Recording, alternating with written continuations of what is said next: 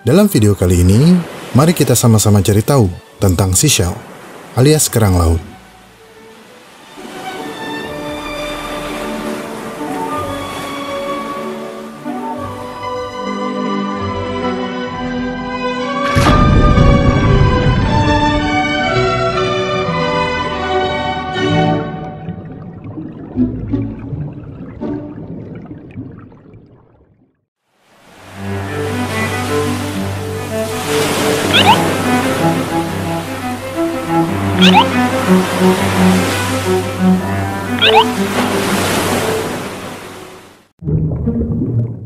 Tidak semua moluska memiliki cangkang.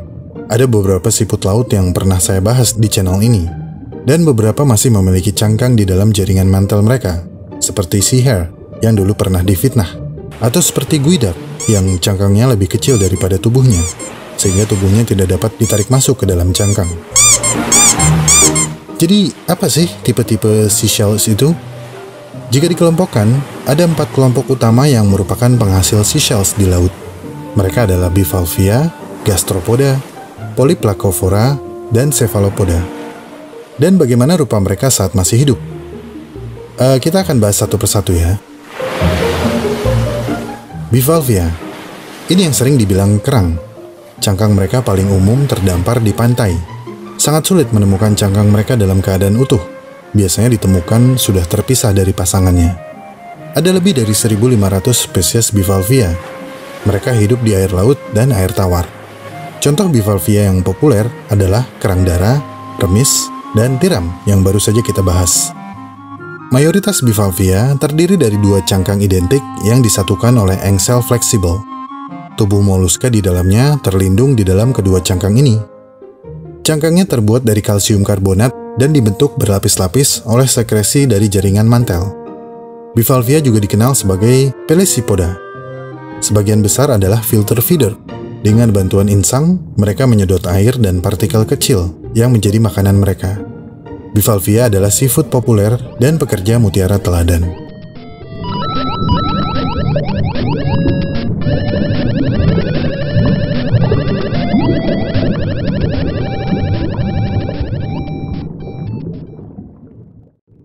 Gastropoda. Nah, ini dia. Kelas gastropoda ini menjawab pertanyaan populer di video kelomang. Dari mana cangkang kelomang berasal? Mereka adalah penyuplai utama cangkang kelomang, mulai dari yang kecil sampai yang besar. Spesies tertentu cangkang gastropoda kadang-kadang dapat ditemukan terdampar di pantai berpasir atau di pantai berbatu. Seperti bivalvia, cangkang gastropoda juga merupakan bagian tubuh dari gastropoda atau keong dari ordo Mollusca. Cangkang keong ini adalah exoskeleton yang melindungi tubuh mereka dari pemangsa, kerusakan eksternal, dan dehidrasi. Cangkang ini juga berfungsi untuk tempat melekatnya otot dan penyimpanan kalsium. Pada beberapa keong, mereka memiliki operculum yang menutup bukaan cangkang, yang berfungsi memberikan perlindungan ekstra. Pada beberapa spesies seperti triton, operculum mereka dapat digunakan untuk membalikkan tubuh mereka. Sementara pada keong conch, operculum mereka meruncing dan bisa digunakan untuk menyerang predator yang menangkap mereka.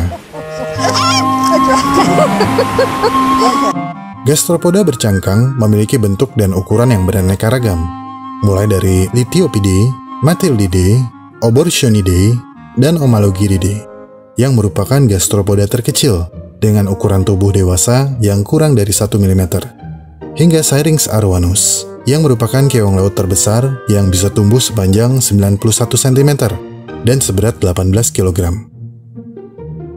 Nah, ketika mereka mati, entah karena sakit atau dimangsa, cangkang mereka akan dimanfaatkan oleh berbagai macam organisme, seperti gurita yang suka ngumpet di dalamnya, hingga kelomang yang memang secara khusus memilih cangkang gastropoda untuk melindungi bokong halus mereka.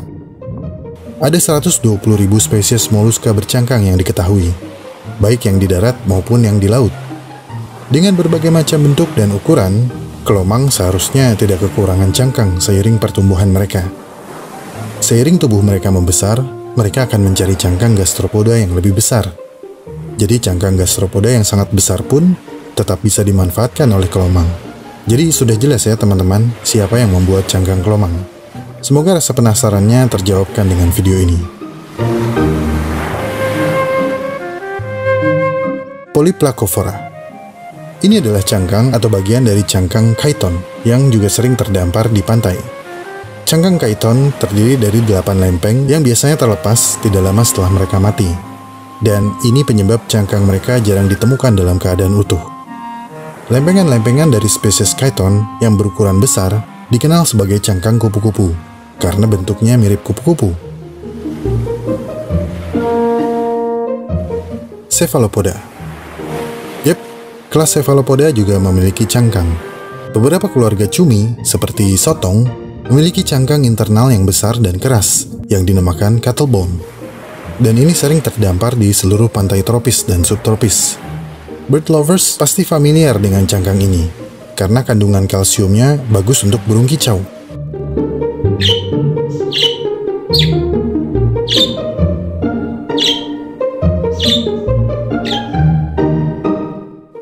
Ini adalah cangkang dari spirula, cumi-cumi yang hidup di laut dalam.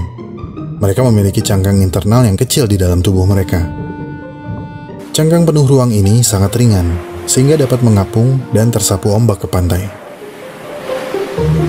Kemudian ada Nautilus, satu-satunya genus Cephalopoda yang memiliki cangkang luar yang indah.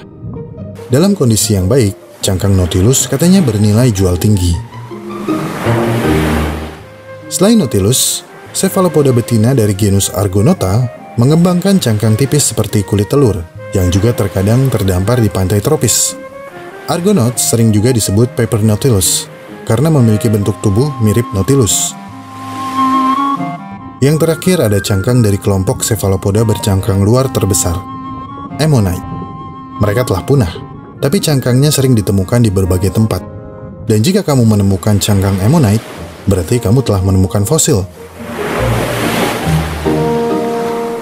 Cangkang-cangkang dari binatang yang baru saya sebutkan seringkali terdampar dan tercampur aduk di pantai. Memang menimbulkan kesan kacau dan berantakan. Tapi jika kamu jeli, kamu bisa menemukan keindahan di balik kekacauan ini. Asik.